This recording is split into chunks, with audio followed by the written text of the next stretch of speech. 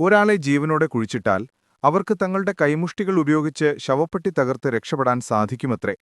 ഇത് യഥാർത്ഥത്തിൽ സംഭവിക്കുമോ എന്ന് കണ്ടെത്താനായി ഗ്രാൻഡ് ഒരു ന്യൂമാറ്റിക് പഞ്ചിംഗ് മെഷീൻ നിർമ്മിച്ചു.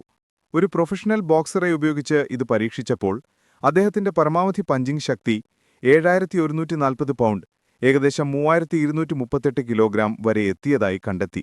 എന്നാൽ ശവപ്പെട്ടിക്കുള്ളിൽ സാധ്യമാകുന്നതുപോലെയുള്ള കുറഞ്ഞ ദൂരത്തിലുള്ള പ്രഹരങ്ങൾ അനുകരിച്ചപ്പോൾ ആ ശക്തി 1480 പൗണ്ട്, ഏകദേശം 671 കിലോഗ്രാം മാത്രമായി കുറഞ്ഞു.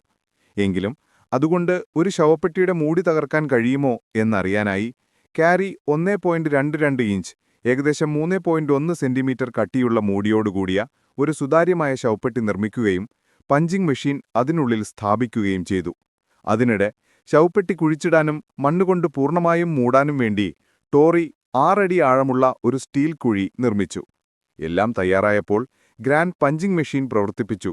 അത് ശവപ്പെട്ടിയുടെ മൂടിയിൽ 1480 പൗണ്ട് ശക്തിയിൽ പ്രഹരങ്ങൾ ഏൽപ്പിച്ചു. വെറും 2 പ്രഹരങ്ങൾക്ക് ശേഷം മൂടിയിൽ വിള്ളൽ വീഴാൻ തുടങ്ങി. വിള്ളലുകളിലൂടെ മണ്ണകത്തേക്ക് ഊർന്നിറങ്ങാൻ തുടങ്ങി. എന്നാൽ തുടർച്ചയായി 30 മിനിറ്റ് പ്രഹരമേറ്റിട്ടും ശവപ്പെട്ടി തുറന്നു തകർക്കാൻ കഴിഞ്ഞില്ല.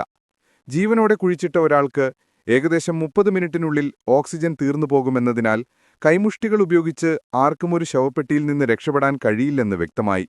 എന്നാൽ ഒരാൾക്ക് മൂടിയിലൊരു ദ്വാരമുണ്ടാക്കാൻ കഴിഞ്ഞാലോ? അവർക്ക് 6 അടി മണ്ണിലൂടെ കുഴിച്ചു പുറത്തുവരാൻ കഴിയുമോ? ഈ അടുത്ത പരീക്ഷണത്തിനായി ടോറി ചുമതലയേറ്റു. ശവപ്പെട്ടിയുടെ മൂടി തുറന്നു മാറ്റാൻ കഴിയുന്ന രീതിയിൽ അവർ പുനർരൂപകൽപ്പന ചെയ്യുകയും എന്തെങ്കിലും കുഴപ്പമുണ്ടായാൽ ഗ്രാൻഡിന് ഉടൻ പുറത്തുവരാനായി അടിയിലൊരു എമർജൻസി എസ്കേപ്പ് ഹാറ്റ്സ് ചേർക്കുകയും ചെയ്തു. ഗ്രാൻഡ് സംരക്ഷണ ഉപകരണങ്ങൾ ധരിച്ച ശേഷം മൂടി സാവധാനം തുറന്നു. ഫലമായി മണ്ണ് അദ്ദേഹത്തിന് മുകളിലേക്ക് ഒഴുകിയെത്തി. മാസ്കും സുരക്ഷാ സൂട്ടും ധരിച്ചിട്ടും ആ അനുഭവം തികച്ചും ഭീകരമായിരുന്നു എന്ന് അദ്ദേഹം പറഞ്ഞു. നിമിഷങ്ങൾക്കകം മർദ്ദം താങ്ങാനാവാതെ ശവപ്പെട്ടി തകരാൻ തുടങ്ങി. ഇനി തകർന്നിരുന്നില്ലെങ്കിൽ പോലും ശവപ്പെട്ടി നിറയ്ക്കുന്ന മണ്ണിന്റെ ഭാരം കാരണം ഒട്ടും ചലിക്കാൻ കഴിയാത്ത അവസ്ഥയിലായി.